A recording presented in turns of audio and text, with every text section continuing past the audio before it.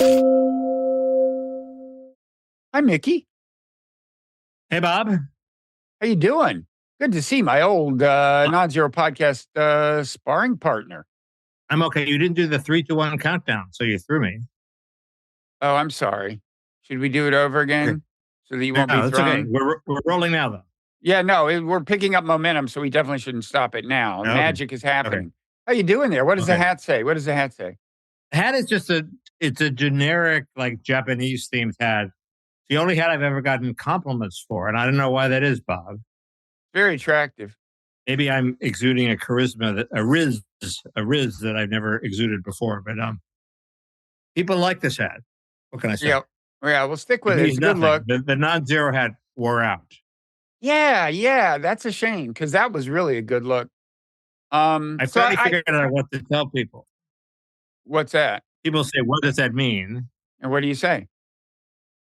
I say it means my friend who advocates win-win solutions.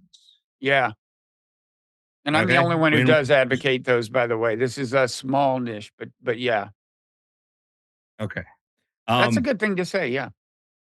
And I have my hipster coffee, and I'm in my hipster vacation retreat. So, oh yeah, that is not a familiar backdrop. Is that a secure, undisclosed location that you're not going to reveal? Yes. Huh. Very secure. So then, what's happening back in Beverly Hills? What's Hector the pool boy doing? I don't know. Who knows what the pool boy's doing? You should never leave a pool boy unsupervised. You saw what happened with Kato Kalin, right? Is he still alive? I guess he is still alive. I don't know, but I mean, OJ leaves him alone, and the next thing you know, OJ's accused of murder. Before I have a pool boy, I'll need a pool. So okay, we don't have that. So a lot happening in the world. Yeah. You do have what? No, I'm curious. You got me. I'm on the edge of my seat. You got what? No. I'm going to imitate as many Kamala ticks as possible here. Oh, don't do the cliche. Just visual ticks. Like you're not going to say unburdened by what has been, right? You're just doing visual ticks. No, I'm going to take a holistic attitude toward it, Bob. We're going to think holistically. Yeah.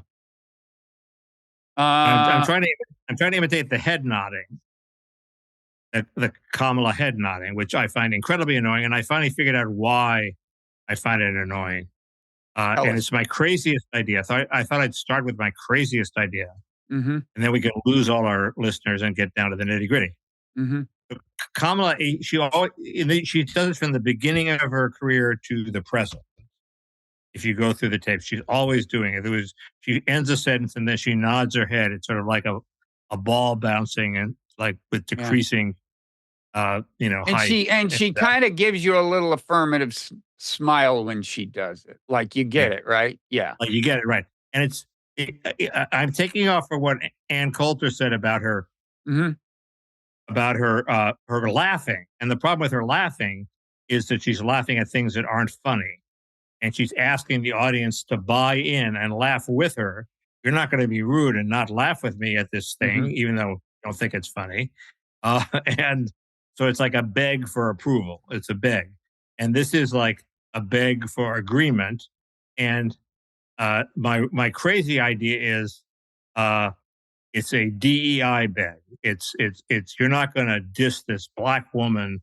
First black woman. You're really starting to read too much into this. By not agreeing with this profound thing that I'm saying, are you? Mitt Romney couldn't get away with that. He tried. Mitt Romney spouted this unbelievable bullshit pablum, and nobody went along with it. He had to stop it. Kamala's been getting away with it all her life.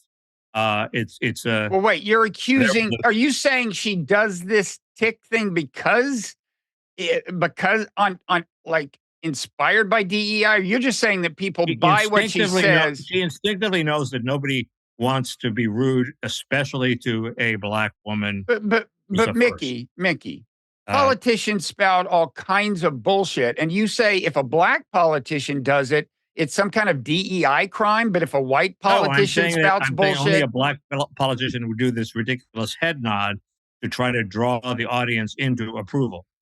Jeb Bush says, please clap, okay? That's incredibly embarrassing, okay? He does it once his career is over. Okay, Right, but again, that's it not Kamala working. does this every time she talks. Maybe it works. I don't think it works. I think it just annoys people, but nobody has the balls to tell her it doesn't work. This is weird projection on your part. Turning that into a racial thing is, and it. There's so many different segues to move back into your territory with this. I mean, desperate for approval. We could talk about JD Vance, who will say anything and has to get the approval of whatever audience he's talking about, no matter how demagogic. He has to get. We could turn to the fact that however she laughs, at least she laughs. Trump has never laughed. Trump has never been seen laughing, which really calls into question his humanity in a deep sense, Mickey. Because you know what human beings do? They laugh. He's been seen laughing, and also he sees himself as a comedian. And most comedians, with the exception of Mort Saul, do not laugh at their own jokes. I had this conversation with Paul Bloom. They don't laugh at their own jokes. Maybe they may have a straight face like shtick, but they laugh. You see them laugh at things. Trump has been in a lot of conversations. People have said funny things in his presence. He does not ever laugh. And it's weird. And I think America deserves an explanation.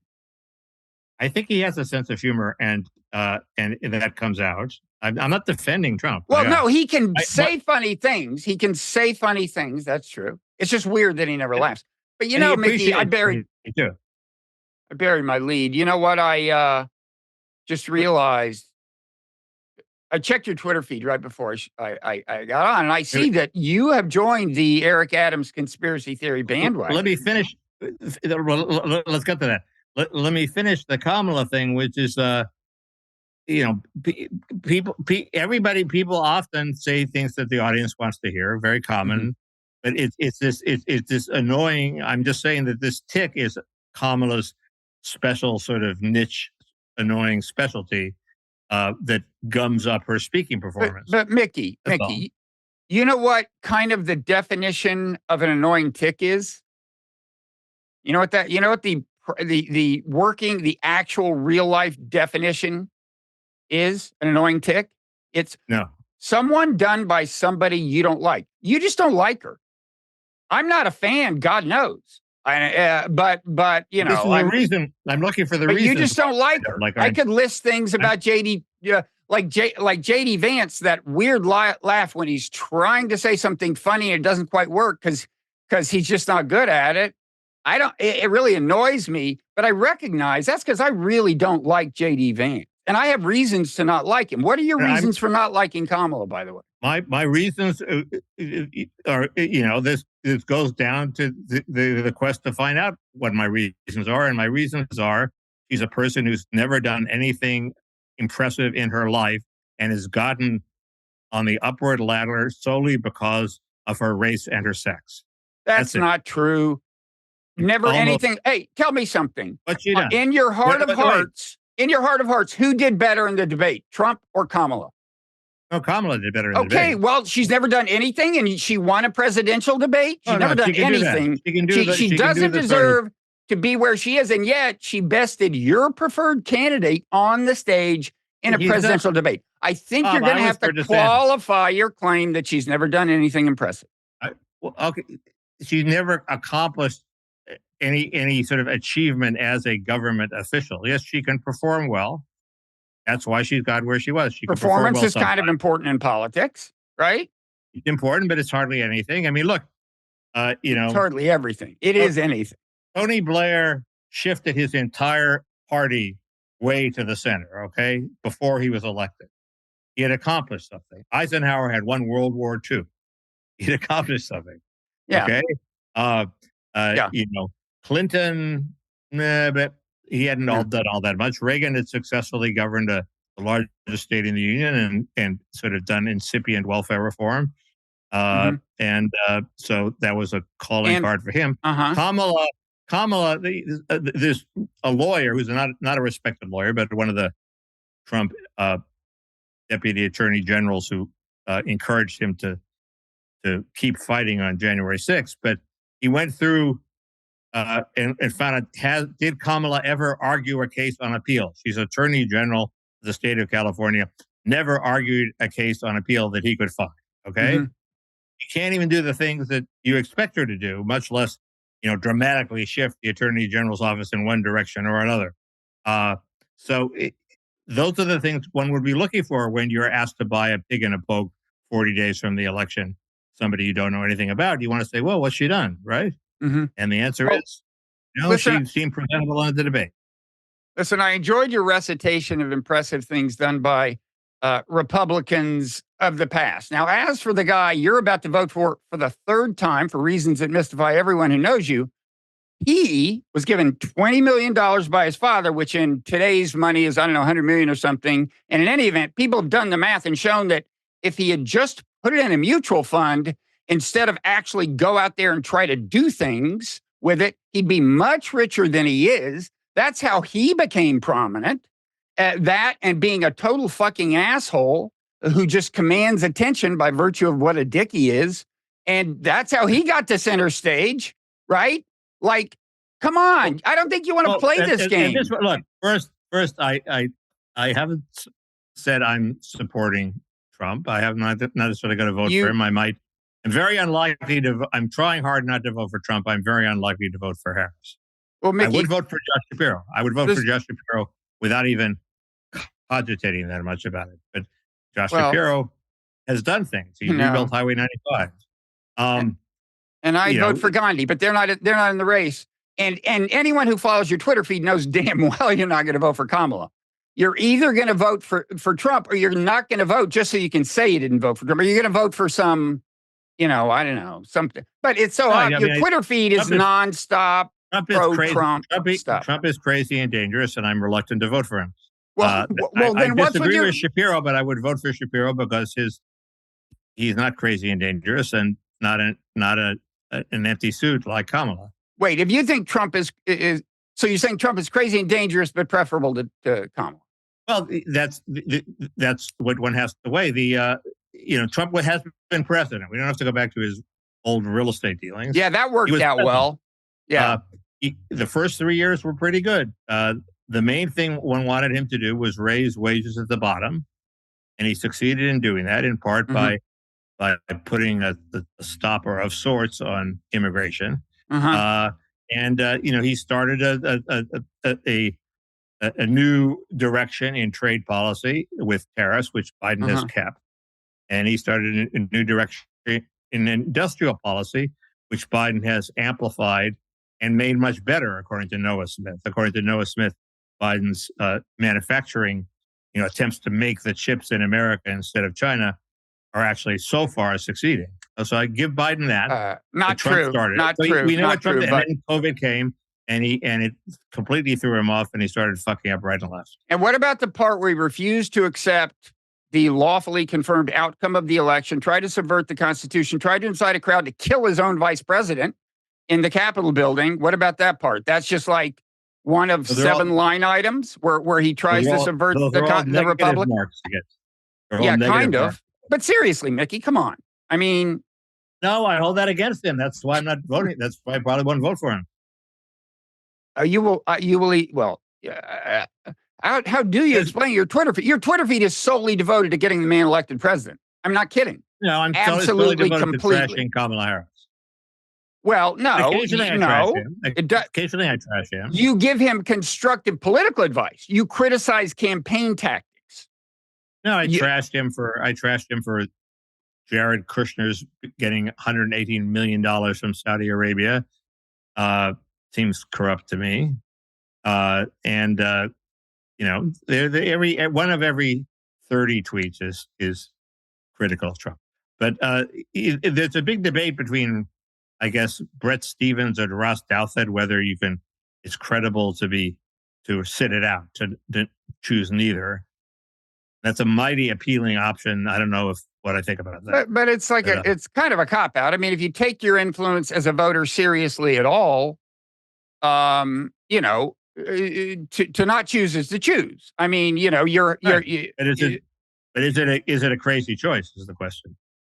Just saying you're choosing doesn't mean it's not a sensible choice. I'm going to start a theme, and don't blame me. I was for DeSantis every time Trump does something really stupid. I think that'll work well. Um, um, it's so anyway. Things are grim. well, you think that are we talking about the global stage or the election? Well, the global stage is definitely grim.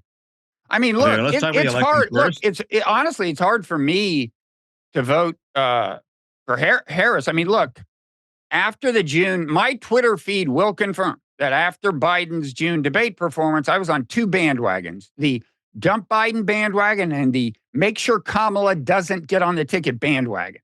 I was one for All two, right, but so we agree.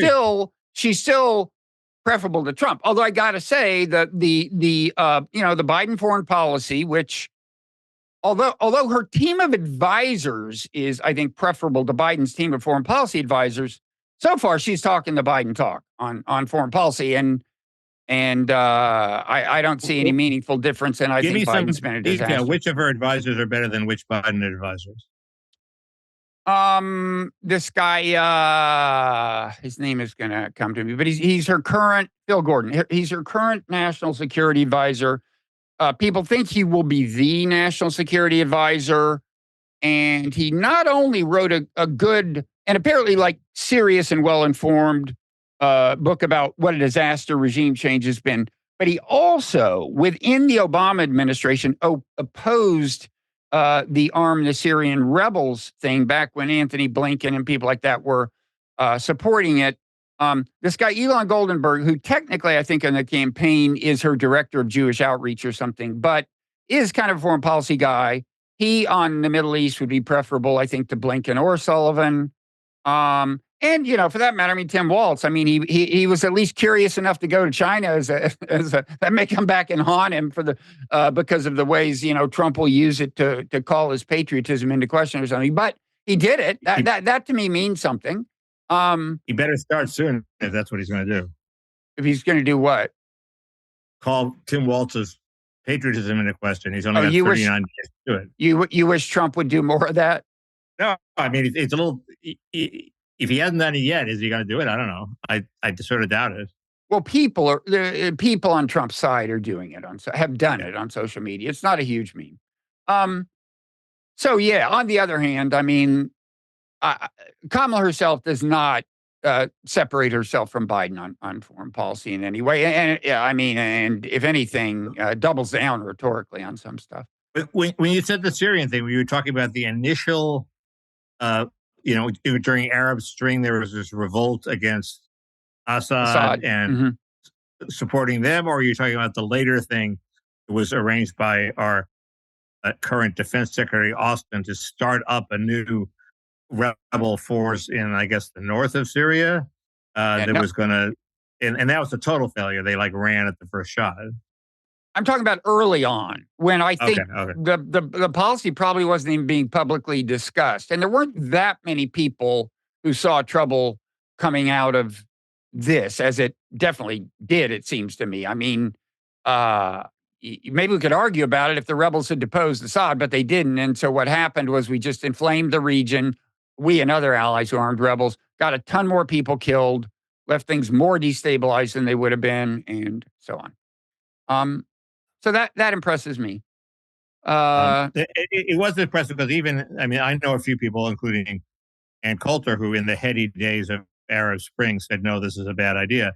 It was sort of hard not to get swept away with the Arab Spring idea that we were going to depose all these dictators. yeah, So he does get points for that because he was standing up to the zeitgeist. yeah. And doing it not performatively, we now know he was saying it within the White Right. House, in the private councils. Um, So, that's encouraging. well, yeah, but ultimately, I mean, political, constraints are political constraints, and Kamala doesn't seem to be willing to do anything other than what Biden's done in the Middle East. And she talks like a Cold War hawk, and pretty much everything else. I actually, come to think of it, I'm not sure what she said about China, but it's probably bad. She's, of course, look, she's running for reelection. I think there's a limit to how seriously you should take things said by either candidate that don't amount to kind of promises that will be binding in effect, So there's a special consideration with Kamala, which is there any real Kamala there to appeal to? There was this, what I thought a sort of highly mockable article in the LA Times by two very good writers saying, Kamala was a centrist back in, the 2000s when she was, attorney general, but then she had this liberal makeover when she ran for president in 2019 and got stuck with all these liberal positions that aren't really the true Kamala. We know the true Kamala doesn't really believe them. And then it came up that she was, there was some quite liberal position about banning handguns where she was for it in 2005. Mm-hmm. So, but that was when she was the true Kamala, not the evil fake Kamala of 2019. So, who has a gun and will kill you if you enter her house. Although I think she walked that one back, right? Well, that was weird. She said, my staff will clean it up. I thought she meant my staff will clean up the dead body I've left in my house. It turns out she meant the staff will clean up my quote, because this is such an outrageous thing. It's not outrageous. It's not outrageous for a Republican politician to say. Politicians say this shit all the time. It's an ongoing policy dispute whether you have to stand your ground whether you can stand your ground in your house. Look, she's not good on her feet. I mean, the obvious thing to say if she wanted to sound like a hard ass was, well, look, let's, seriously, if your life is in danger or your family is in danger, you have to do what you have to do. That's the kind of thing she should have said. But look, I thought it was okay. It was, as a political move, it was okay what she said. They shouldn't have taken it back the next day. You should have let it wasn't. Yeah, it wasn't bad politically. But I mean, if she wanted to say something, she wouldn't feel like she had to walk back to please a certain constituency. There was a way to phrase it. But she's not great on her feet. But that's the classic way she's gotten into trouble, by saying she's for something and then she gets some blowback and walks it back. Then she gets some blowback the other way and walks it back the other way. That's what she did in Medicare for All during 2019, and it killed her. But, in terms of what kind of president she'll be, it's like, I just can't bear the thought of 4 years of Trump. I mean, first of all, at a serious level, because, I think he's dangerous. I mean, as you know, I have not been in favor of all the Democratic rhetoric for years and years about how he's a threat to the Republic. On the other hand, he became more of one after he lost that election. And although I'm still not saying that a lot myself, I worry about that. But beyond that, I just can't take that guy for 4 fucking years. Kamala would be like Reagan, right? Like, she's good at getting out there, giving a speech, reciting her talking points. Is she a genius? No. Did she come up with the talking points? No. Did I agree with Reagan's policies? No. But he seemed like a real president more than a lot of us had anticipated. Kamala can seem like a president. We can get on with our business. We can argue about our policies. We don't have to be freaked out every day about what a fucking freak she is, the way we do with Trump. Reagan, it turned out there was a real person there making real decisions. Kamala seems like she's being totally constructed by the Democratic machine, piece by piece, very effectively. She's performing well in her assigned role. But the idea that she'll be behind the desk and somebody will come in and say, we want to start this force in Syria, and she'll say, no, my global worldview says we shouldn't do this. It's inconceivable. There's nothing there. She is the sum total of the forces working on her. Reagan ran a very high delegation administration. She could do the same. Biden didn't, certainly on foreign policy. He felt he really knew foreign policy, and damn it, and so Blinken is more like staff, but Kamala can run. Turned out that Reagan was less delegated less than we thought. What is the evidence of that? What policy did he brilliantly come up with, or whatever? The Iran-Contra thing, that was good. He didn't even comprehend that. He couldn't even wrap his mind around the two different moving parts in the Iran-Contra scandal. Reykjavik. Oh, like when he said, let's get rid of all nuclear arms? Yeah. Even I think that's nuts. Even I think that's nuts. I mean, I didn't say it'd be sane. I just said it would be his. Yeah, well, it was his. Well, I'm saying Kamala's will be sane and not hers, which is better than being insane and not hers. I thought pulling the troops out of Lebanon after the Marine barracks disaster was pretty much a political call that probably came from the top, because there was real sort of prestige possible downsides to that. It was like Clinton pulling out of Somalia. It's like at some point you say, I want to win re-election. I have to get the fuck out of here. I'm trying to think who was in his foreign policy team at that point. What's his name? The guy. Yeah, Al Haig was. He was less senile than we thought. Yeah. The letter he wrote saying, I'm going senile now. This is the last you'll hear from me. He wrote himself. There, you go to the Reagan Library. Their personal, edits that he made on that letter when he was supposedly going senile. So, well, you have with dementia, you have flashes of coherence, and that's when you hand them a letter and say, "Here, write a letter about how you're not going to remember this in 3 minutes." So, let's see. I thought I could inflame you by saying that the 2019, under this theory, the 2019 Kamala Harris that was ultra liberal is the satanic Kamala, like the satanic verses in the Quran, and the Democratic Party has to say, no, this was the evil satanic Kamala, and we have to ignore her and go back to the real true centrist Kamala of 2005. You're one of the few people who knows what the phrase satanic verses originally meant. Before it was the name of a Salman Rushdie novel. I don't think I'm one of the few. I'm sure I didn't get it right. I don't think that's well known. I don't think I got it. No, these are verses that supposedly were in the Quran at one point, but were heretical because they seemed to be polytheistic, and were subsequently removed. Okay. You talk about your pragmatic politicians. I think they were in the Quran, and Muhammad was at that point trying to appease a polytheistic constituency. I mean, you read the Quran. I know I'm going off on this, but you read the Quran, and there are these stretches where he's trying to appeal to Christians and Jews, and he's saying these great things about Moses and Jesus, and then there's these times when he's not, and what's going on is it's like whether they seem gettable, whether the constituency seems gettable at a given point, or whether they seem, hopelessly to have turned on him. But I digress. Anyway, I think that's a model for us all. Okay. Anyway, enough with the satanic Kamala. But you think turning the other cheek was just a marketing strategy by the Christians?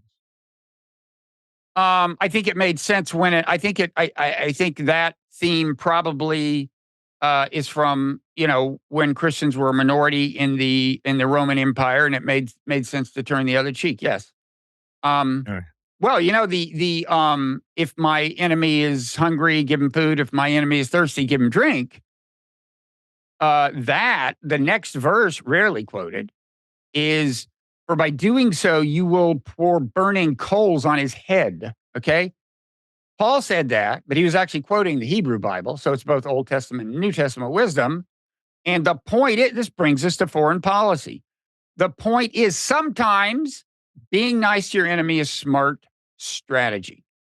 Well, but he's saying by pouring burning coals on his head, you're humiliating him? That's disputed, but what exactly it may be a reference to a particular ritual of atonement or something. It's disputed, but it clearly gives a more pragmatic, hard-nosed cast to the verse than it does if you don't read that part. That's a good point. I didn't know that. He doesn't mean it in the Darwinian sense that the best place to store surplus food is in somebody else's stomach. No, but I'm glad you remember my oeuvre so well, because that's in one of my oeuvres. It's in Nonzero. It's in Nonzero, yes. So what about this Ken Klippenstein thing? What about what? Ken Klippenstein. He just got. Sorry, is that him? Ken. No, I'm just going to let it. Is it Olivia Nuzzi? How do you pronounce Olivia Nuzzi's last name? And is that her on the phone? Not Olivia. It could be Olivia Nuzzi sending me demure selfies. but I don't think Yeah, so. demure nudes. That's the kind I send people, is the demure kind. Um, anyway, he got like canceled on Twitter because he By revealed JD Vance's by address. Is free that the case? speech defender Elon Musk. Well, this Elon is Musk kicked him off Twitter. because he revealed his address. There's always been an exception for revealing people's addresses. Oh, is that the ostensible? Wait. Because that's in the dossier. Okay, we should tell people in case they don't know. So there was this dossier on JD Vance, apparently prepared by the Trump administration before they chose him as vice president candidate. They were just vetting him, and Ken Klippenstein got a hold of it.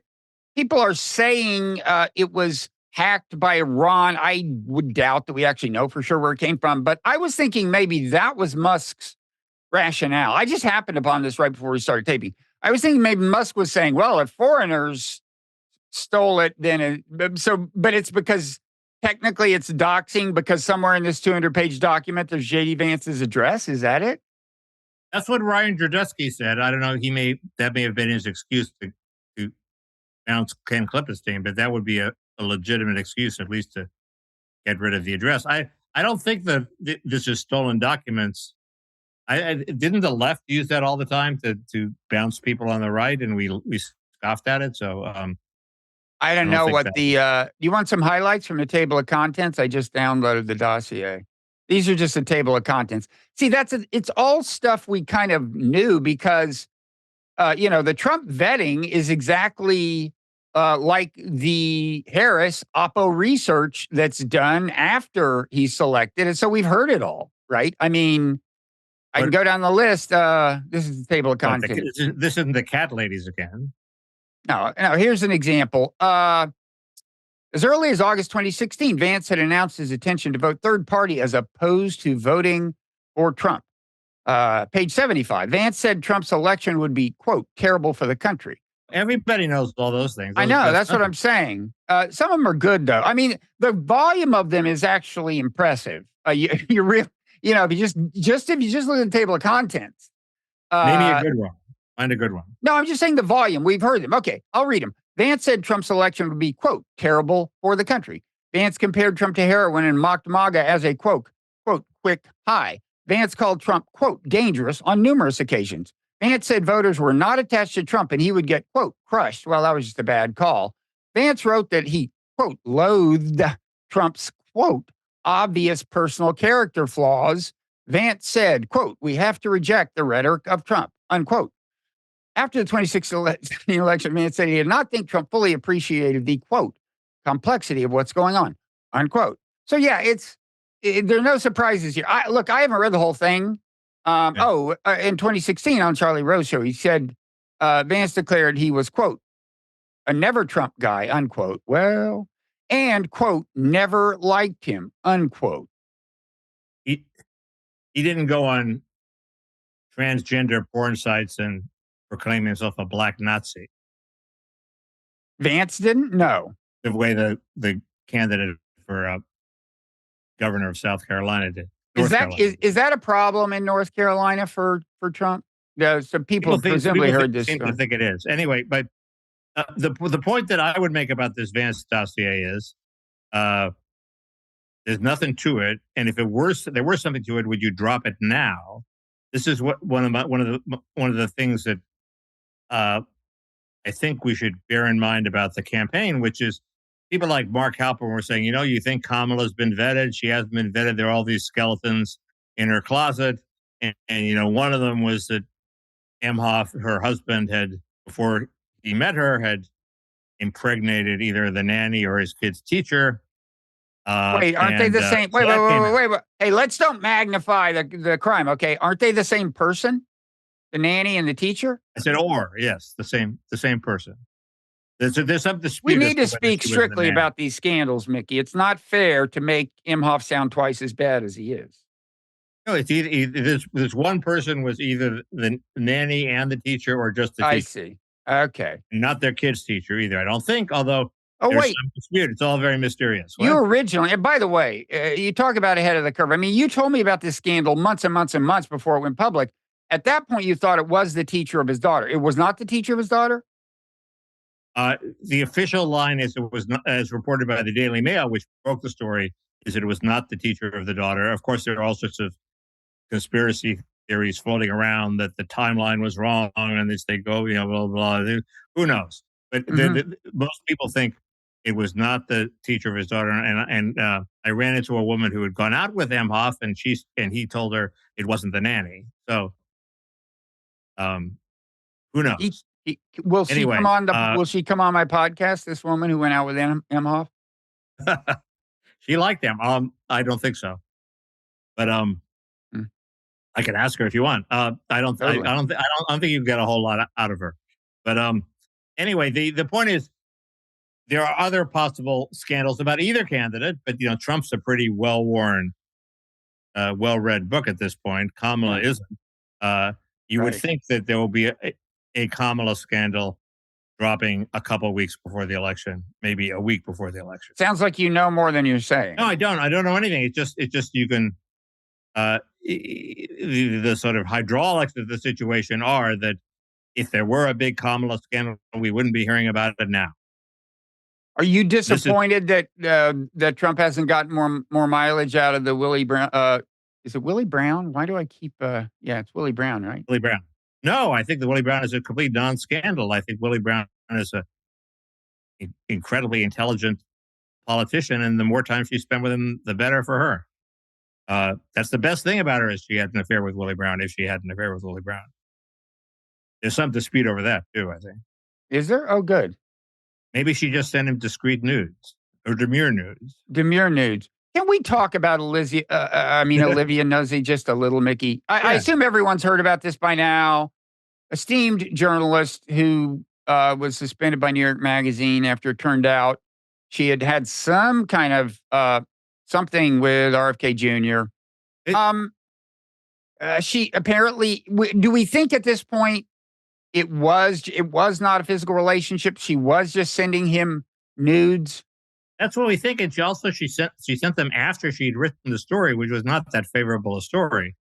Right. He called it a hatchet job. His people called it a hatchet job. He says he only met her once for that interview. And so the question is, in my mind, is I really respect her reporting.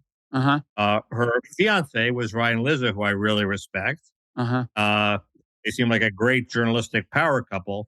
So the question is, was she just attracted to RFK Jr. as hundreds of women are, or he's a very attractive guy in a sort of animalistic, non-JFK Jr. sort of way. If you want a guy who's going to, skin a bear for you, who's going to rip an animal apart and eat it raw, take a chainsaw to a fucking whale, bitch. He's your guy. If you want a sophisticated, incredibly handsome guy, you want JFK Jr. But RFK Jr. You mean I see the contrast? Yeah, the two poles of. No, you're right. JFK is suave, and RFK. Different words come to mind. Okay, JFK anyway, Jr. or RFK Jr. Was she just normal like that, and made the mistake of sending him a demure selfie, or did she go a little crazy? And is she a little crazier than we think she is when we read her pieces? As is often the case with this sort of woman reporter, and it's a tradition. It's not anything horrible and new, which is, a woman who's sort of half falls in love with their source, and the source opens up, and then the reporter turns on the source and gets all this good stuff and produces a great piece. But the sort of person who does that is often a little sort of ditzy, maybe. I can't think of any examples at the time, but the sexy woman reporter who gets men to say more than they should is a time-honored tradition, and Nuzzi was in that, and there's nothing wrong with that. That's my basic point. Even though you say there's nothing wrong with it, I gotta think that there are people you'll get into trouble with for saying that. So let's balance the scales a little and ask. Well, historically, you get into trouble with feminists for saying that. You're saying women should use their sexuality, to get ahead. Or that they do. That's what they would object to. Yeah. So it doesn't help to say, and she should. It's saying she did that's got you in hot water with all these feminists who were great fans of yours only yesterday, Mickey. I think I've already been canceled for saying that Kamala's nod is a DEI nod. Yeah, I was going to point that out, that this is your last podcast in America. But on the other thing, let's get back to the power couple thing. Let's balance the gender scales here. Is Ryan Lizza, her esteemed journalist, former fiance, was he a Me Too miscreant? Or am I getting him mixed up with Chris Cillizza? He was fired from Ryan was fired from the New Yorker of all places after an internal investigation into Me Tooism, and he seemed completely innocent. It seemed like a completely bum rap. What? How? Standing on the outside. So why? How do you know? Tell us.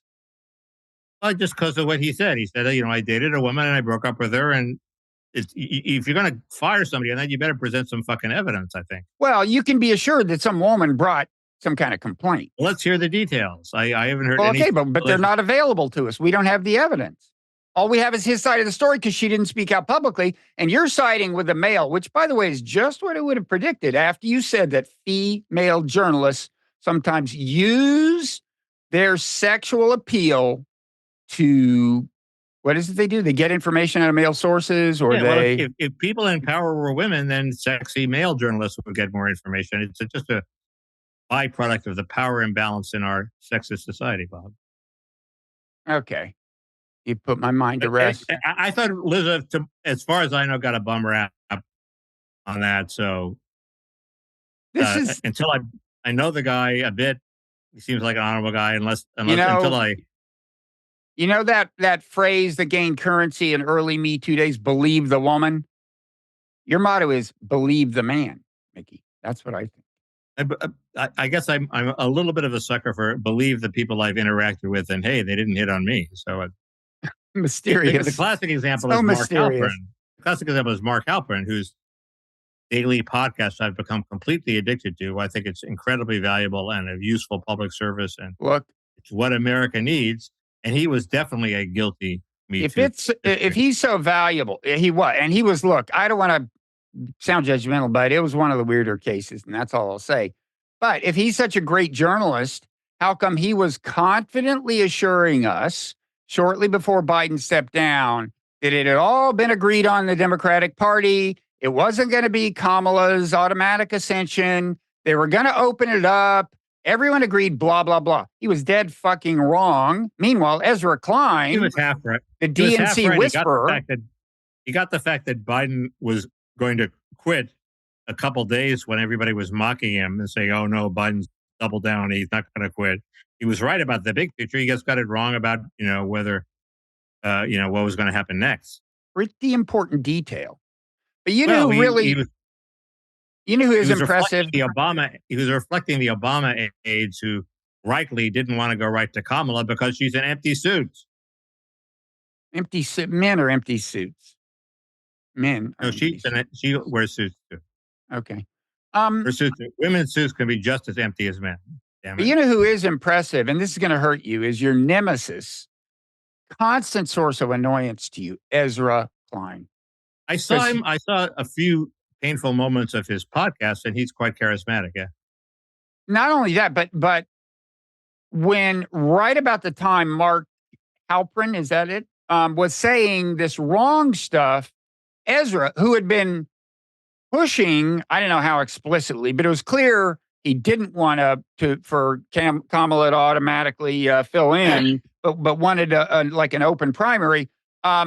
Or open, whatever you'd call it, open convention or something, or open mini something. Primary. Yeah. But he said, look, no, he just suddenly said, no, that's not going to happen. The party is just too exhausted from having made the decision, from having pushed Biden off. And I think this was even a little before Biden stepped down, and he completely nailed it. Well, sir. What? He gets many more points for being very early on to the Biden is too old and feeble, and we got to get rid of him. Wait, Mickey, could we shower a little credit on you-know-who for that? Just because I don't have as big a platform as him. I've been saying that since I was in my teens. I think he probably stole that idea from you, Bob. I think you should be a little resentful of this guy. Been known to happen. Tell me, how does he know stuff like that? Like, He really party people feed it to him, and he's a fucking puppet. Sorry, I didn't say that. No, but he's not. But see, he's not a puppet because he can tell the bullshit from the non-bullshit. If it's like, I mean, Halpern fell for the bullshit. Somebody was trying to manipulate him and getting him to say this thing before it was clear it was true, and he said it. Well, a better way to put it is both sides were trying to manipulate it, and he picked the one that was right. So he gets points for that. On the other hand, a couple of weeks later, he tried to take it back when Biden gave a State of the Union that was better than expected. Wait, State of the Union? Blah, blah, blah, blah, blah.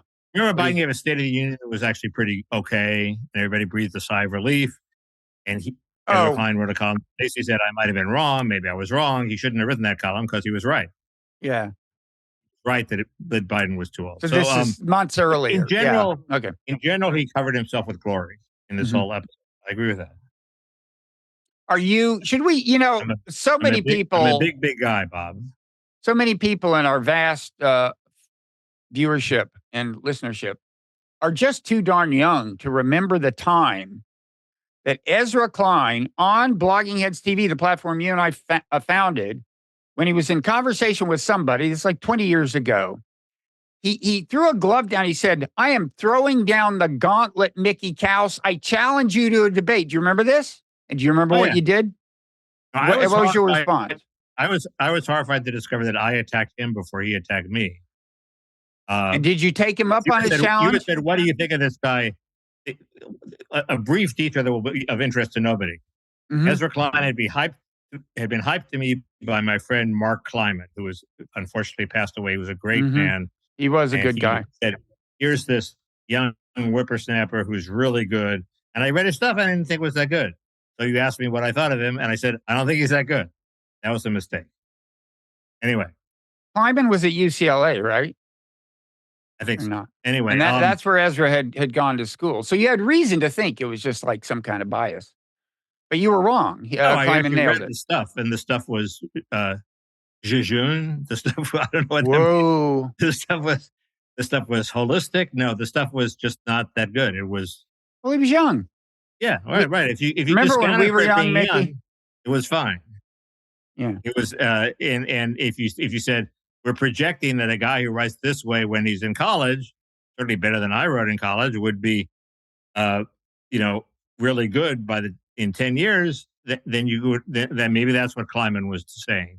But unfortunately, the escalator of blogging could have promoted him into prominence in 2 years, and now 10 years later, he's really good.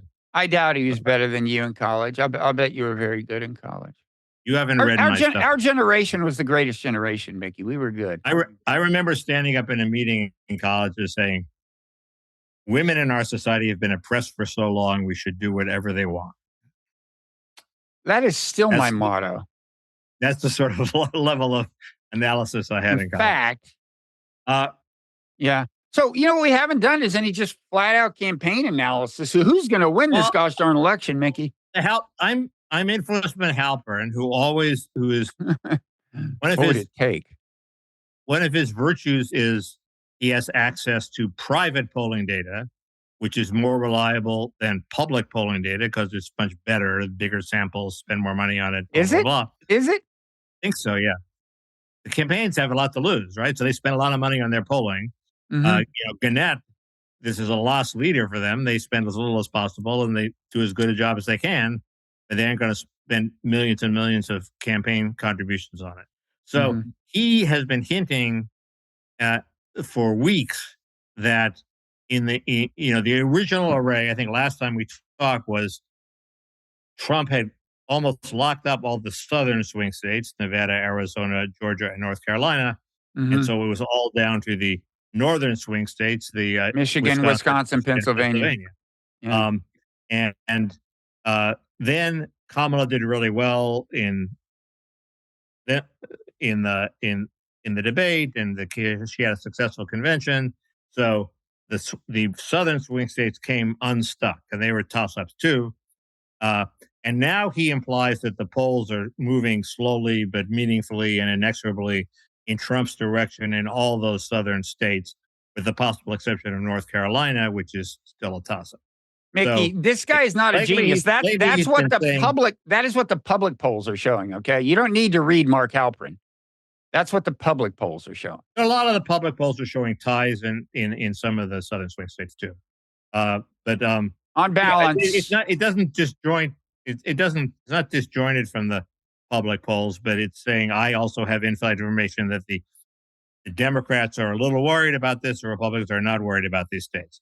So it may just be the Republicans are more confident. All I'm saying is that heavily influenced me thinking that there was a subtle seismic shift for Trump. He sort of the last couple of episodes, he sort of dialed back on that. So that's as far as I know. Wait, Halperin is easing off on the inexorable. He hasn't really emphasized it. Well, I do. It has been looking to me like, yeah, it is going to all come down to Pennsylvania, assuming, she wins Wisconsin and Michigan, which wasn't looking that bad. And Pennsylvania looks like the most precarious of the three for her. So I don't know. I mean, the betting markets, let me check, are just dead even pretty much. It was 50-49 Kamala this morning, I think. And if I were, as somebody who hopes, more that Trump will lose than that Kamala will win probably, but I'm not feeling that great about it. The momentum is definitely moving, including the betting markets. It's been moving away from Kamala. Let's see what those betting odds are on. Except for Nate Silver Nate Silver has been moving toward Kamala. Has he? He has her 55-45 now. Yeah. Really? Yeah. This is the frustration on the Republican side. Somebody's asked me, why are Republicans so pissed off? Okay. And the answer is that they think Kamala is a total fraud, and they're incredibly frustrated that the Trump campaign has not been able to make as effectively as it needs to the case that she's a total fraud. She's still standing. They haven't exploded her. They haven't shown that the emperor has no clothes, and they should have been able to. And this is sort of a test of the Filer faster thesis. I would have thought that 50 days was plenty of time to expose Kamala as a fraud if she's a fraud. And that's part of the frustration is it hasn't been enough yet. The media is on her side. Trump sort of the limited ways he can break through. He'd really need a killer ad. Obviously, his ads aren't that effective. There's, and this is just unbelievably frustrating to Republicans in a way that if they had failed to beat Shapiro, they would not be this offended because they don't think Shapiro's an empty suit. They think Kamala's an empty suit. And, why are we losing to this woman? Well, it was a great opportunity to unmask her as an empty suit. The debate. In the primaries? Oh, wait. The debate. And if Trump is really a candidate worthy of the office and she's such an empty suit, he would have exposed that. But he fucked up the debate. That's why he's crazy not to agree to another debate. I don't understand it. I didn't understand that either. And I didn't understand. I thought it didn't seem to me that the Kamala people should want another debate because she delivered these set speeches well. She, shoehorned them in wherever she could. She got them all said, but I wasn't sure she had another debate's worth of these in her. And I know, I don't mean in her, but like the campaign, there's only so many themes and that they're pushing. And this 90 minutes or whatever it was like perfect to get them in. But I just thought if she has to do this again, people are going to think, haven't I heard this before? Plus, inevitably, whoever is deemed the loser of the first debate benefits from lowered expectations the second debate. Plus, maybe even Trump could learn a thing or two. So I thought Trump. I don't get that entirely. They must be pretty confident. Maybe it was reverse psychology to get Trump to say no. They said yes. Maybe it was. I thought it might be kind of a bluff of some kind, but I didn't think it was quite that. But it might be that. He's called her bluffs before like that. Remember once when she wanted a debate with all these restrictions, and he said, "Okay," and that was with Biden, and then that worked out well. So it's I don't understand why he doesn't do that again. The other possibility is that she saw some weakness in the polling and realized she was only halfway home and needed to issue some targeted appeals to certain constituencies before she could get over the top. Like the Ukrainian constituency in Pennsylvania, which she's been very effectively appealing to by having Zelensky go and having the governor of Pennsylvania sign autograph artillery shells, which I find disgusting. I really appealed to you, Bob. I thought that was a direct message to you. Did you see my tweet on that? Yes. Got a lot of action in the new TikTokized Twitter algorithm about how disgusting I find it for a politician to sign an artillery shell. If you're so fucking enthusiastic about war, why don't you get off your ass and fight it? My line is I don't necessarily disagree with that, but my line is it was incredibly stupid of Zelensky because he is now sort of cast his lot pretty definitively, not totally definitive, with the Democrats. And he has to worry that this really pissed Trump off. And it certainly pissed off the Republicans. Whether or not it pissed off Trump, it pissed off the congressional Republicans, and they ain't going to want to give him any more money. So if he loses this election, he's fucked in a way that he wouldn't be fucked if he didn't do this. So I don't quite understand why he did that. It seemed like impeaching Trump. Impeaching Trump was a huge mistake from Ukraine's point of view because the Republicans turned against Ukraine when they were in favor of Ukraine before. It was insane. It was Vindman stabbing his country in the back. And this seems similar to me. Well, I think Zelensky's probably in trouble in any event. I mean, but doesn't he basically need a Democrat in the White House, Democrat control of Senate, and Democratic control of the House as a practical matter to get a whole new shipload of weapons, like another $20 billion? The House gave him, Johnson and the House gave him the weapons last time. So it took some work. Trump, had been, he always talked anti-Ukraine, and yet he let them do things that Obama didn't let him. Actually, if Trump loses the election, that may lubricate support for Ukraine among Republicans a little in ways that I can't quite articulate and won't try to. Did you think it was smart for Kamala to basically say that Kamala? I'm sorry. You're canceled. What? You're only canceled once. I'm canceled twice. Hey, famous. This is a good test of your literary acumen. There's a pretty famous, well, not famous, acumen. Thank you.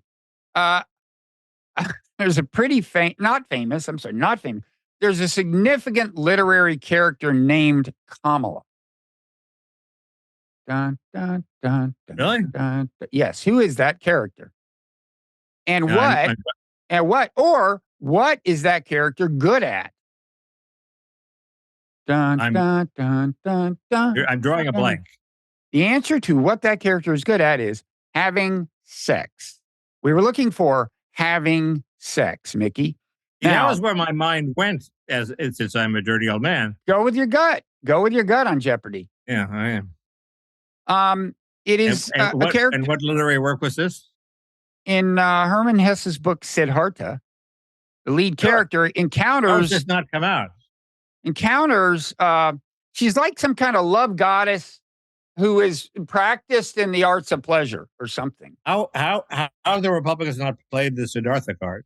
I think this is what will kill the Kamala, or Kamala, as I say it, campaign. This could be the last scandal that I've been talking about. This is the last nail in the coffin, man. When this comes out. But you know what? I think then the Democrats could counter with Donald Duck. Okay.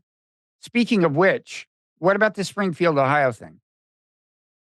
I thought it was Donald Duck speaking of the assassination attempts.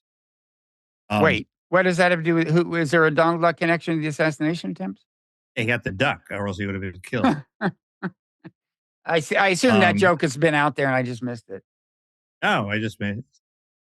That's the kind of just magic that happens when you talk. The Springfield thing is, there are many communities around America, including Charleroi, or whatever you pronounce it, Pennsylvania, which is in the swing state, that have been inundated by Haitians, and there's a lot of resentment, and it's caused a lot of problems. The main problem it seems to have caused is driving. Apparently, the Haitians are given learning permits, and they see the word permit, and they take it as a license, and they just start driving. They don't know how to drive, so they crash into things. They don't know the rules of the road. It's possible really this is an overgeneralization when you begin each sentence with the Haitians, but go ahead. And maybe that some people have, some Haitians have done this. It's a more accurate generalization, and they're eating the cats, they're eating the dogs. I grant you that, Mickey. There was a pretty compelling tape by a Black woman who lives in Springfield who said it's mainly the driving, and she goes into her beefs about driving. But she also says, when she goes to the gym, she can't go to the gym anymore because the Haitian men there are revving up their junk in front of her, as she said, and she finds this deeply disturbing. But see, Mickey, what you're doing, like this is one woman saying this? Yes. And you're like making it sound like it's... She didn't know about eating the cats. This is one woman. I mean, there was one woman who said they had stolen her cat and eaten. It turned out the cat was in her fucking basement. She went to the police and said, they stole my cat. This is true. Wall Street Journal looked at it. This is how this whole thing started. And J.D. Vance ran with it. One woman had gone to the police and said, my cat's missing. I think the Haitians took it, probably ate it. It's in your basement, lady. She later apologized to her Haitian neighbors. Also, according to the Journal, J.D. Vance's people had called the city manager to verify it. He said, no, it's like not true. And J.D. ran with it anyway. And I want to say I really do consider him despicable. I really do. I mean, you and I had this argument at some point after Trump first declared his candidacy in 2015 and said they are rapists. And then he said, not all of them, fine. And, what I said is like, this is just the worst kind of thing. When there is already some antipathy among some significant number of people toward an ethnic group, to start doing these wild overgeneralizations and making it sound like whatever the crime is much more common than it is. And J.D. Vance is even worse than Trump. I mean, this guy will say anything. Are we sure that this isn't what happened? J.D. Vance hears these complaints from his constituents. He checks them out. The city manager sometimes knows what's going on, sometimes doesn't, and sometimes lies about it. You never know with city managers. Says no, there's nothing to it. Vance drops it. Then Laura Loomer tells Trump that. Trump runs with it. And once Trump has run with it, Vance has no choice but to go along. Well, he did have choice, first of all. Right, okay. He was pretty full-throated. And, it's just... Was he full-throated? I thought he sort of backed away in a mealy-mouthed way. Well, first of all, I mean, mealy-mouthed is not enough. I mean, with something like this, again... You said full-throated. He wasn't. I don't think he was full-throated. In the initial promulgation of it, I think he was. I don't know. He wasn't as bad as Trump. He didn't go around screaming, they're eating our cats, or eating our... Mickey, I'm curious, when you were watching the debate, what was going through your head when Trump starts... I mean, this is as like berserk as I've seen him. They're eating our cats. They're eating our dogs. What were you thinking? It was very similar to saying they're sending rapists. They're sending, what he said in 15. Was. And I was thinking, I hope he has backup for this, because he's obviously going for the most extreme rabble-rousing thing. And I don't know, the backup has been lacking. Let's put it that way. But it's a logical bullshit rumor to go viral, because people think Haitians practice voodoo and their animal sacrifice. No, totally.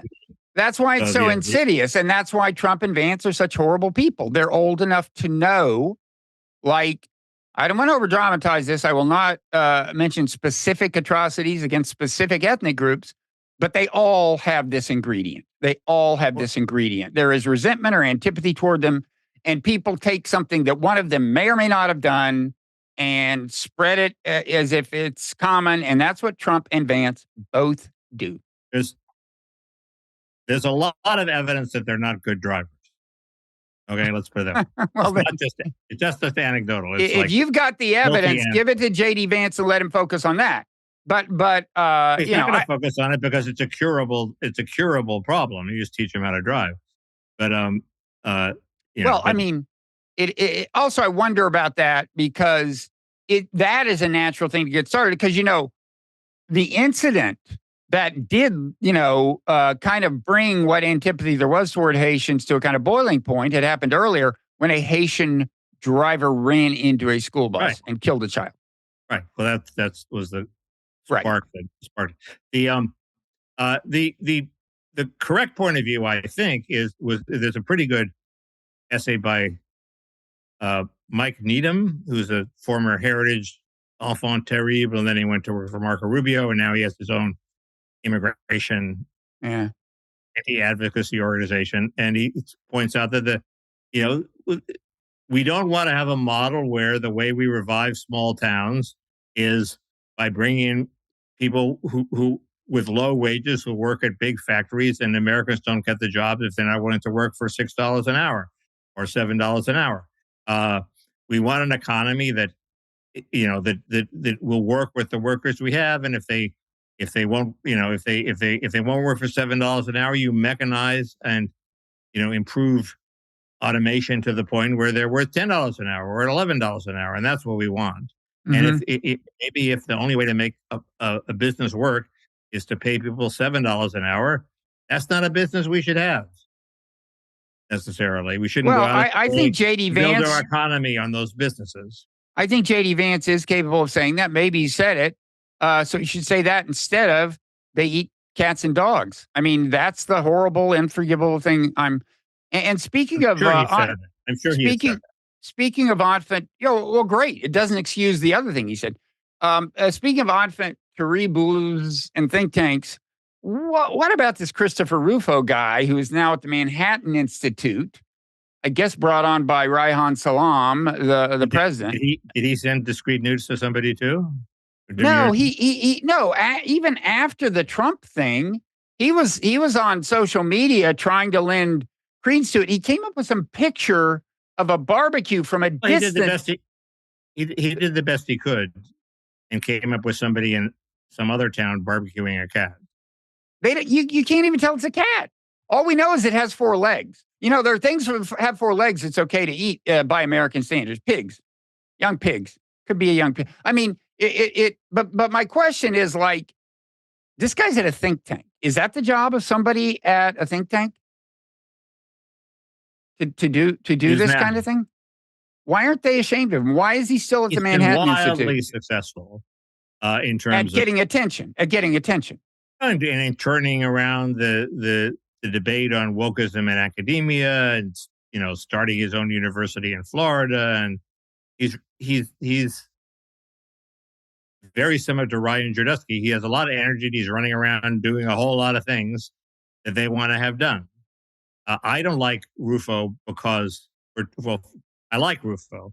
I don't like 2 things about him. One is he boasts about his successes in a way that's unseemly. He says, "We don't Here's do what that. We have the wokeists on the run, and we're going to do this and that, and we're going to win. And just do it. Don't brag about it." Yeah. And the second thing is he wrote a defense of Nixon where he claimed Nixon should get credit for suppressing the violent terrorist left in the 1960s, where at one point there were 50,000 bombings in a year. Okay. And I just don't think I was alive then. I don't remember. I remember 2 or 3 bombings. They were horrible things. I remember they blew themselves up in a townhouse. There was one bombing at the University of Michigan that was bad. I don't remember 50,000. Now, maybe that's true. Other people say it's true. I don't believe it. No, that would be like 150 a day or something. That's a lot.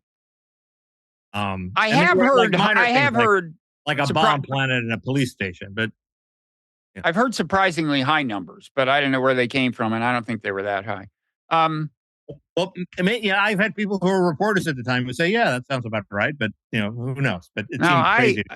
I mean, a bombing was a newsworthy thing, an actual significant bombing, like somebody bombed something that, like, where somebody is or something. That was a newsworthy event throughout the 60s. It wasn't something that became commonplace. That's crazy. Anyway. So those are my, those are my beefs with Rufo, which aren't that big.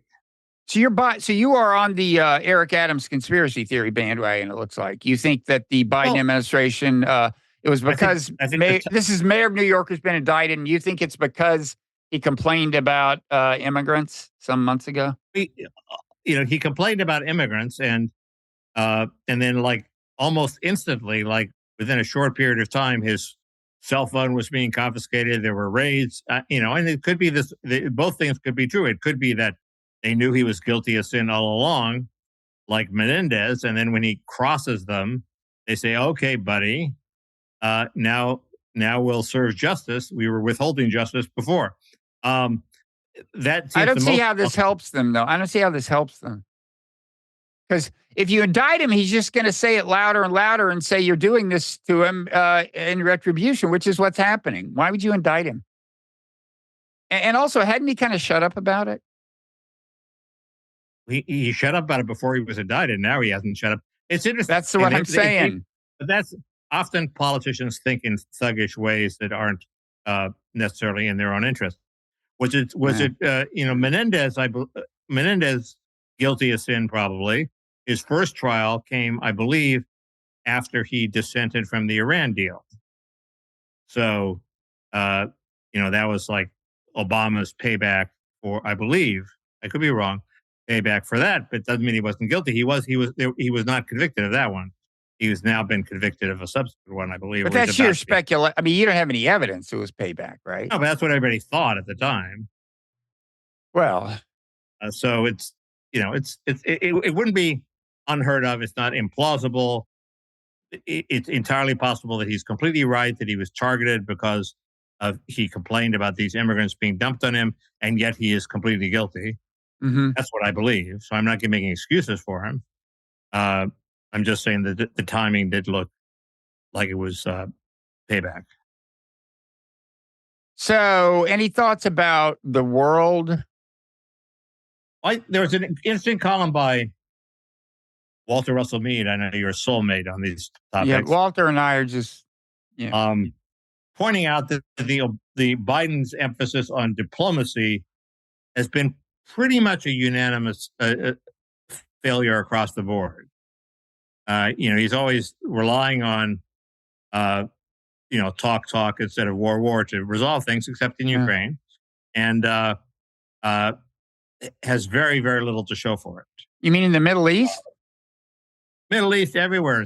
Middle East, the Houthis. Well, in the Middle East, the problem is obviously that he won't use Sudan.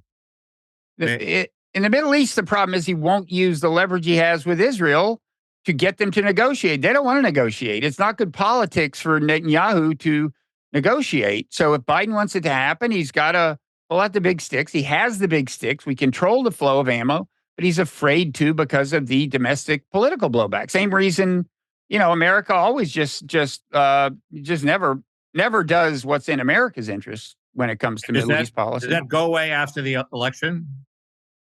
No, it never goes away. Well, politicians right now they need to raise a lot of money from donors where Jewish donors have disproportionate influence. Yeah, they're trying to also they're going crazy being pro crypto because crypto people have a lot of money. Yeah, but I assume that will go away after the election.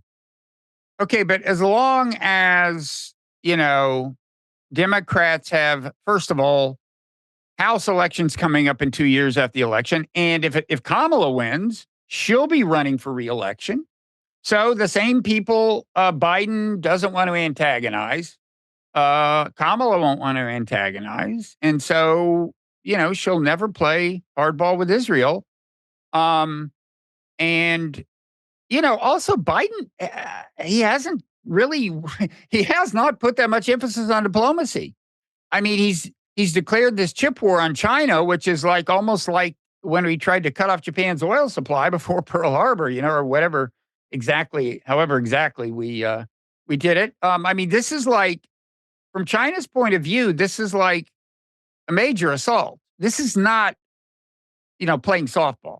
This is a declaration of economic war. He presents himself as Mr. Diplomacy, Mr. Well, they all do. So does Bibi. Bibi says, I'm willing to talk if anybody lives long enough to talk. Unfortunately, they keep being killed by Israeli bombs, but I'd love to talk to them. Biden isn't killing them except in Ukraine, and American weapons are killing them. American ammo is killing them. Um, in Gaza and in Lebanon, that's us. That's your tax dollars. And also in Ukraine. Sorry.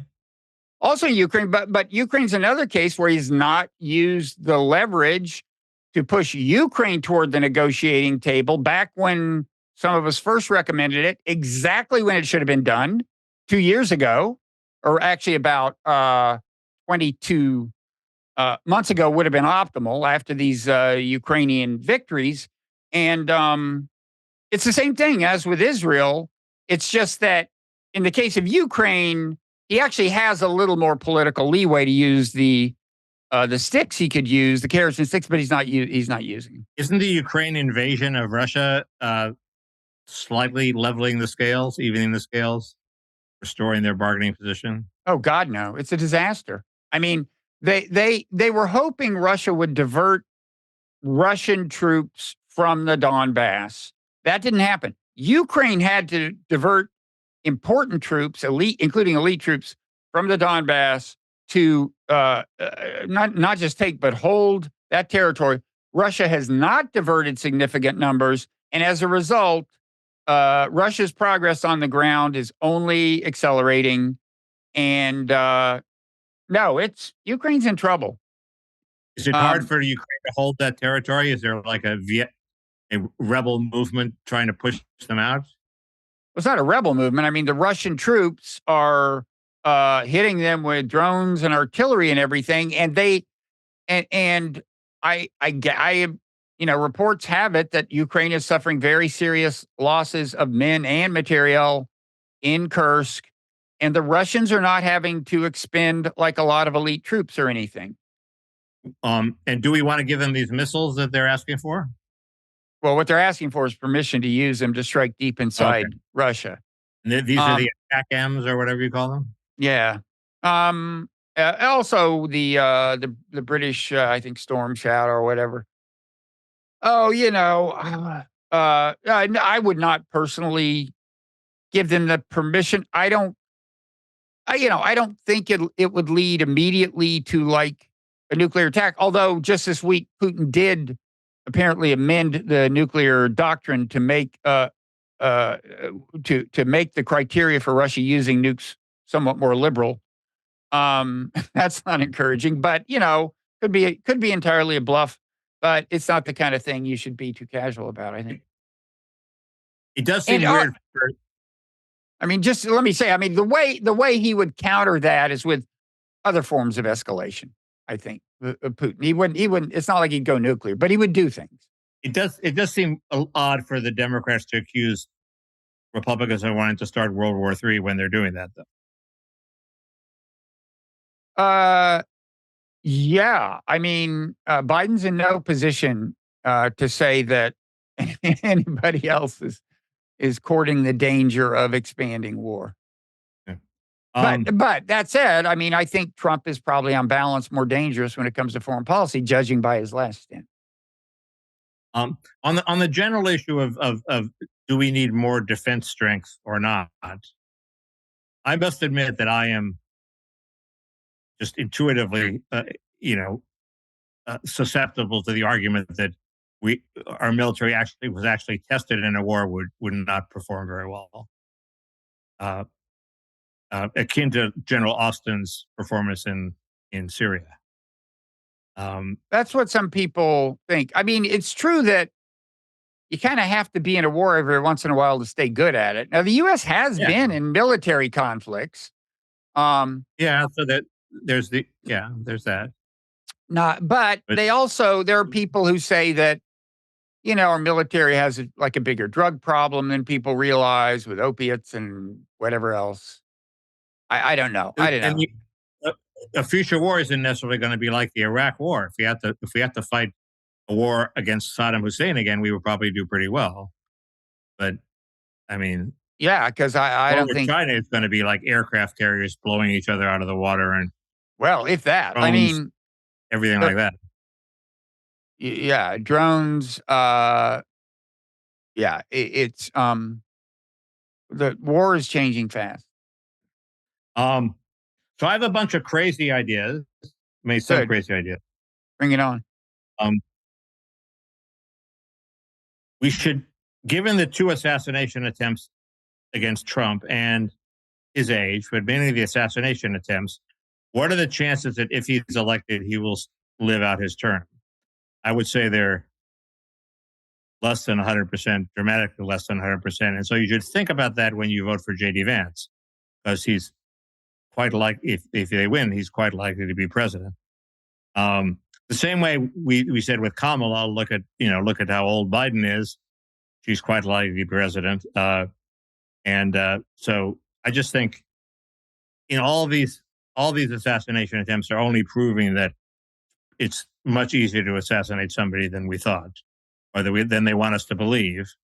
And even if the Secret Service was better, it would be incapable of stopping all the threats. The dirty little secret is the White House itself is a sitting duck for a mortar attack or anything like that. And so it's just, you should think about that.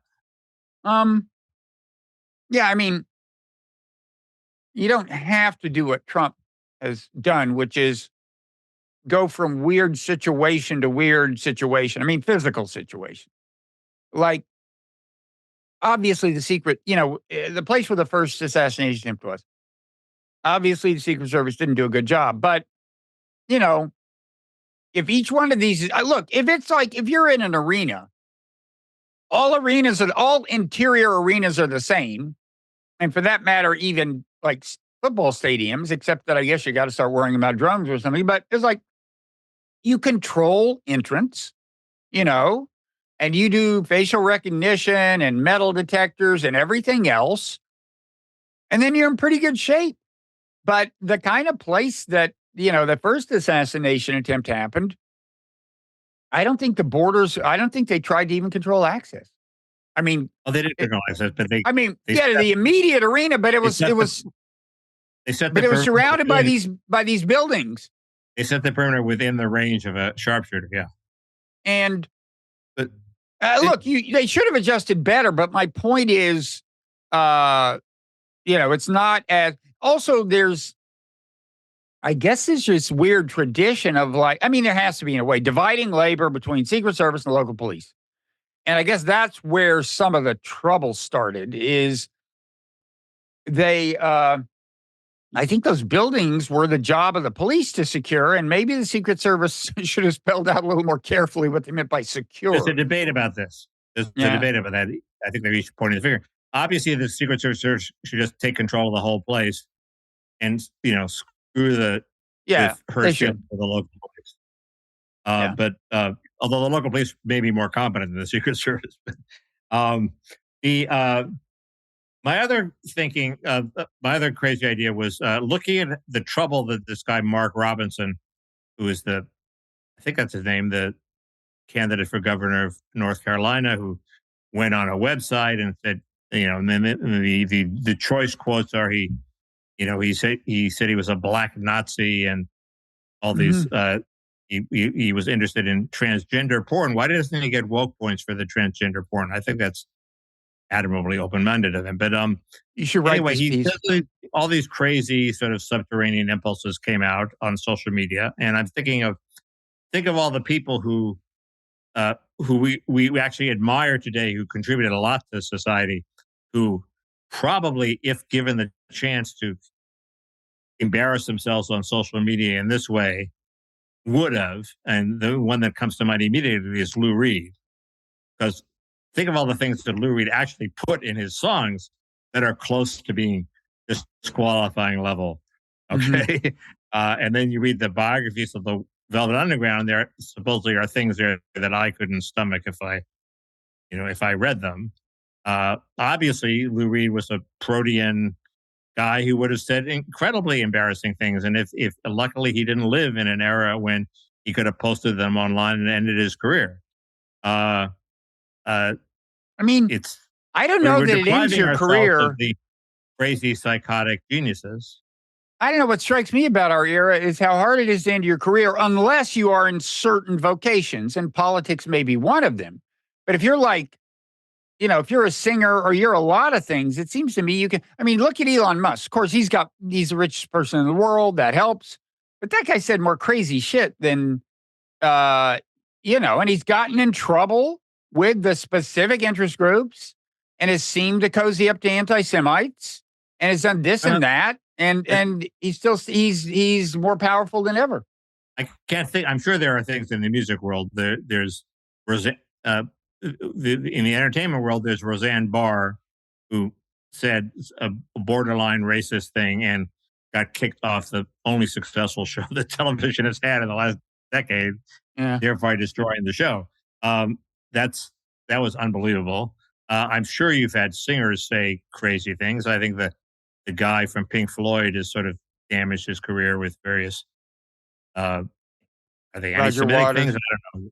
Waters. There's I mean, he's very critical of Israel and is very reckless in the way he puts things. I would say that. There's the guy who tried that in a small town guy. I forget what that guy's name is. He would have been canceled, except he's found a niche woke audience, so he's doing okay. Oh, he's gone woke? Has he gone woke? On unwoke. No, he's gone. He's gone unwoke. I'm a Trumper, fuck you, wokeist, trying to cancel me. Yeah. Try that in a small. There's the Dixie Chicks will be the example on the other side. Their career was badly hurt. They antagonized a specific constituency. Yes, which happened to be the constituency for their music. Look at all the people who have come back from cancellation. Mark Halperin seemed dead. But it wasn't because Jeffrey Toobin. I just saw Jeffrey Toobin. Interviewed on Andrew Sullivan's podcast and in various other places, and I don't know. It seems in a certain sense, it seems like decades ago, cancellation, though maybe rarer, was more permanent. I don't know if Toobin had gone on a website and said he was a black Nazi, I don't think he would have survived. But because he's not black, nobody would have bought that. I have a question. Go ahead. I have the same. Remember that I have the same attitude toward Toobin as Marty Paris had when somebody said Allard Lowenstein is his own worst enemy, and Marty supposedly said, "Not while I'm alive." So Mark Robinson. We're still working on Toobin. I think the key thing is to turn Toobinating into a known verb. That agree.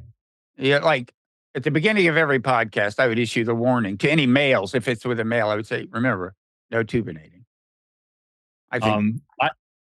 I agree. I'm particularly. Anyway, So I have a question about Mark Robinson. How is this supposed to damage Trump? Is it that it will suppress Republican turnout, or is it that blacks who might not have voted at all or might have voted Republican will be so outraged that they'll vote for the Democratic governor, and while they're there, vote for Kamala, or what? What is?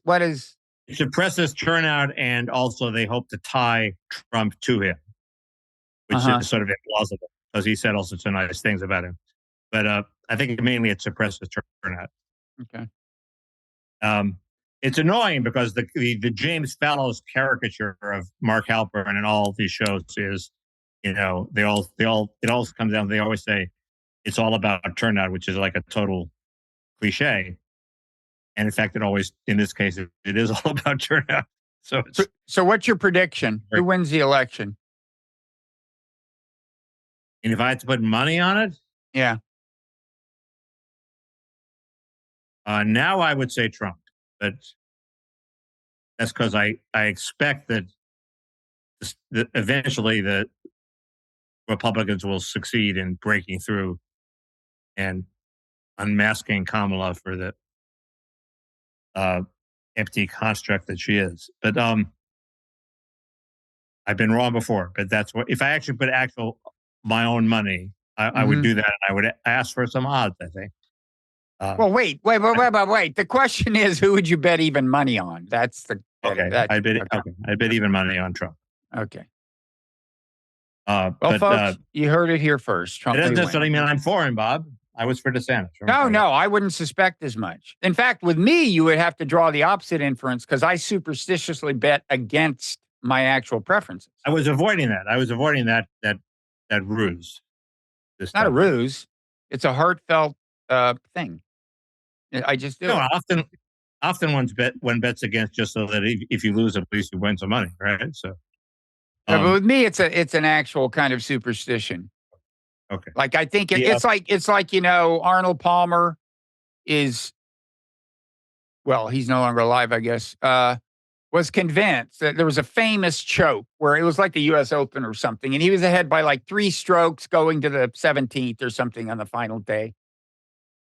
And some guy in the crowd, as he was walking to the 17th tee, just shook out his hand to shake Palmer's hand and congratulate him. And Palmer, without thinking about it, shook the guy's hand. And Palmer was convinced that's what cursed him. You never celebrate. Well, that could be. It's a mental game. Or, yeah, but I don't think he meant it that way. Here's a case where it's not that. This was the gods of baseball punishing the Boston Red Sox.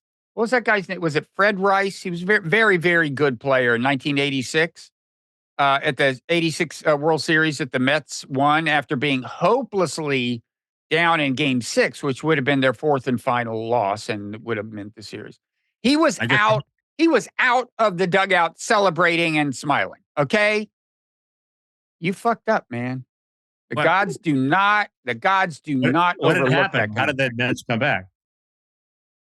Well, the most famous moment was when I think the tying run or maybe the go-ahead run. I mean, first of all, they were like this guy was on the Mets or on the Red Sox? He was on the Red Sox. The guy who mistakenly celebrated. The key play or the most memorable play, God knows, and a play I'd like to add some commentary to that only a few people are astute enough to add, and I will do that shortly. But just a second. Mookie Wilson hits a ground ball, kind of a slow roller to first, right? That goes through the legs of Bill Buckner. Right. But he was a Met, right? Mookie was a Met. Buckner was on the Red Sox. Buckner was on the Red Sox. Okay. His career had been with the Dodgers. This is like the twilight of his career, and he really shouldn't have been in the game.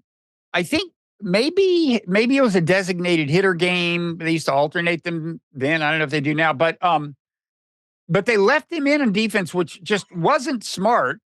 But they did, and because he was kind of hobbled, I think he was like limping. I think, and they got him out there. Anyway, the little known fact is that Mookie Wilson actually had a chance of beating that ground ball out, even with a clean play. And I think that's why Buckner rushed and didn't get him. People never talk about it. Mookie was batting from the left-handed side of the plate, switch hitter, very fast. It was kind of a slow roller. Buckner was playing back. Folks, Mookie might have beat that out. Good analysis. You don't get that. You don't get that in other podcasts. No. My final not a crazy idea, but people, you mock me for making a big deal of the child tax credit. Okay. Doesn't ring a bell, but go ahead. The big Kamala tax cut she talks about, I'm going to give a tax cut for the middle class, is the child tax credit. That's her tax cut. Mm-hmm. Okay. Most of it is just keeping the Biden child tax credit expansion, which costs incredible amounts of money. But it's not like she's lowering the rates from 25 to 24. They like you to think it's a general tax credit. It's not. It's the child tax credit. Her whole fucking campaign is about the child tax credit. Hey, I can't. So Mickey on the ball is the takeaway. I tell you, you got to disguise the child tax credit pretty well to get it past Mickey without him spotting it. I will say that. But, one thing I have to ask you about is Tim Walz. I haven't heard your take on Tim Walz. Good candidate, bad candidate? The CW is he was a great out of the box, and now he's disappeared. And why has he disappeared? Perhaps because he's gone into debate prep. I don't know. Because that's right. That's October? That's in 5 days? Yeah. Wow. But my take on him is he doesn't seem totally phony. I mean, I call him Lonesome Rose, but he doesn't seem totally phony. But he is like Lonesome Rose in this sense. In the movie? Wait, is that the Andy Griffith character? Yes.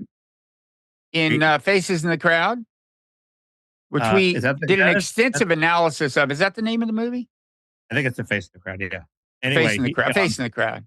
He's a hick who becomes popular, and he actually secretly hates his audience, and that comes out. But Waltz is I don't think Waltz hates his audience, but he is very nasty, as Peggy Noonan says. He goes from nice to nasty.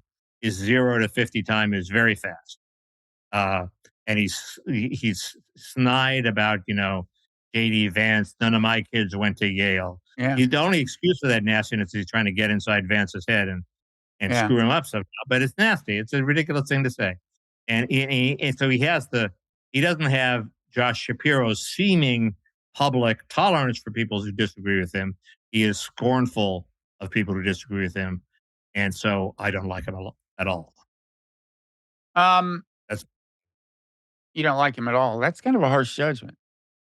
Because he speaks highly of you, I don't, and he's let his administration be way woker than people realize. With all, the same way Mitt Romney did actually in Massachusetts. He talks about how I'm a centrist Republican, and his Department of Health and Human Services was putting out leaflets saying, "Hey, it's fun to play with pee," or like directed at the gay crowd. Okay, this is not something Mitt Romney personally approved, I guarantee you. But it was going on in his administration because you don't have control of your whole administration. And Waltz sort of goes along with more crazy left stuff than most because he's a Democrat and wants to cling to power. My general line on Shapiro would be a much better president, and so it reflects badly on character that she picked the guy who wasn't going to give her trouble, as opposed to the guy who'd be. I don't think that's all that was going on. I mean, she was under some pressure from the what do we want to call them? The pro-Palestine left or the critical of Israel left. They're not happy about Gaza left. Because, Shapiro, and this was totally miscast as some kind of fucking attack on his Jewish identity. He is right-wing on this stuff. And he's right-wing on the related speech issues, like, bans on favoring a boycott against Israel. He's right-wing on the campus speech issues. And she was under that kind of pressure. Also, David Cleon, you know that name, right? Klion. I know it, but I don't know why I know it. Well, what his given name is David Plotz. He's actually David Plotz's cousin. Cleon is his mother's maiden name, and he uses it to avoid confusion. Yes. He started writing back when David Plotz was still more active in journalism, former editor of Slate. I digress. David Cleon wrote a piece for the New Republic, and I think it was probably kind of influential. When Kamala was still considering vice presidential candidate, he was saying, like, look, give us this much. It's like picking Josh, give the true progressives on Israel this much. Picking Josh Shapiro would be an affront. And I think it was kind of influential. It was in the zeitgeist. I also, for my money, Shapiro's not that compelling a candidate. Have you heard him when he says y'all? Y'all? That's bullshit. And his phony Obama is annoying. Yeah. But nevertheless, he seems somebody who, I was for DeSantis. Okay. DeSantis seems autistic. He's a competent governor who gets stuff done. And Shapiro seems to be the same way. Plus, I found, as you know, I found his testament to Comparatori, or whoever the guy was killed in the Trump rally, where he didn't sneer at his Trump sympathies. Yeah. I remember that. That was good. And unlike Waltz would not have given that speech. Classic comparison. He wouldn't have gone that far. I mean, he wouldn't have been a dick about it. Couldn't have given a speech without sneering or without even saying, we may disagree with him. He didn't say that. He didn't even do that. When he did what? When Waltz did what? He said Corey was very happy to be at the Trump rally. because he was a big supporter of Trump. That's all he said. He didn't say, we may disagree with him, but he shouldn't have been killed. He didn't say that. Okay, He Shapiro. just honored his opinions and let it stand. Yeah. So the thing I wish Waltz were a little more articulate, but that doesn't seem to bother anybody else. Nobody seems to notice it. But to me, he could be a little more subtle with his use of words. But the final, so you mentioned, wait, what did you just mention? That, oh, shoot. I was going to make this masterful segue back to Elizabeth Nuzzi, I think, or something. What had you mentioned? Oh, well, I guess we'll have to let that rest. David Cleon? No. It's too bad. I would so like to close with her. She's a great closer. A journalist, a demure nude? Damn. Somebody you'd like to see a demure nude of? Well, that doesn't narrow it down much, Mickey. Let's see. Fundable child tax credits? I guess I don't. Well, tell me this. Is she a good journalist, at least? I've never read anything by her. Oh, yeah. Is she? Okay. She's, one of the top journalists around in terms of, she's like, other snarky journalists who sort of, Mark Leibovich being one, who sort of, not only are they good writers, but they're not just good writers. In other words, there's some people who are like, I'm afraid I put Kevin Williamson in this category, and there are others who their basically shtick is, hey, watch me write. I'm going to write up a storm here. Okay, She's not one of those. She writes up a storm, but there's a point to it. Michelle Cottle. There are people who are good at that, and she's one of them. Yeah. I guess I will just say this isn't what I was going to say, but the happy ending I think we can all hope for is that she gets back together with Ryan Liz. I mean, what a great couple, right? You got a Me Too miscreant, and you got the closest thing you can be to that if you're a woman, right? This match is made in heaven, right? Also, the sexist thing to say. Well, I think you are certainly the person to say this. Go ahead. Well, often couples like this, and if you read their Twitter feeds, they were sort of a team. Ryan Liz is a great writer and probably a really good editor. So even if he never changed a word of her copy, if she said, how about this piece, Ryan? And he said, change this paragraph around to that, put this at the end. This is, needs a conclusion. Probably really profited from her partnership with Ryan. And now she's out on her own. So if I could just paraphrase what you're saying, Mickey, tell me if I got this wrong. You're saying women can't write worth shit unless they have a man who's editor and takes a strong editorial hand, because deep down that's what they want, Mickey, is to have a strong editorial. Sometimes I'm saying it's sex neutral. Sometimes there are teams where they're a couple, and the man needs the woman's editing too, and goes out on his own, not so good. That's all. I mean, Ryan's an incredibly good journalist. He completely disagree with him about immigration, but he's a good journalist. Yeah. You disagree with what he says, but you will defend to the death his right to say it. Yep. The other great journalist is Carlos Watson of Aussie, who's about to be sentenced to an indeterminate time in prison for the Aussie being a con job on investors and phoning up stats, et cetera, et cetera. I assume he's guilty, but the idea that he conned Goldman Sachs and they thought that Aussie was going to be a great commercial success, when anybody with a brain who was in the journalistic blogosphere never heard about Aussie. Nobody ever talked about Aussie. Aussie was a complete non-player. And the idea that Aussie would be a commercial success was totally insane. The idea that he conned them is crazy. Do we call that a DEI investment, Mickey? Yes. They wanted just cutting to the chase. I just wanted to save you some time. They wanted to throw. I'm nodding like Kamala here. I'm giving some thematic unity here.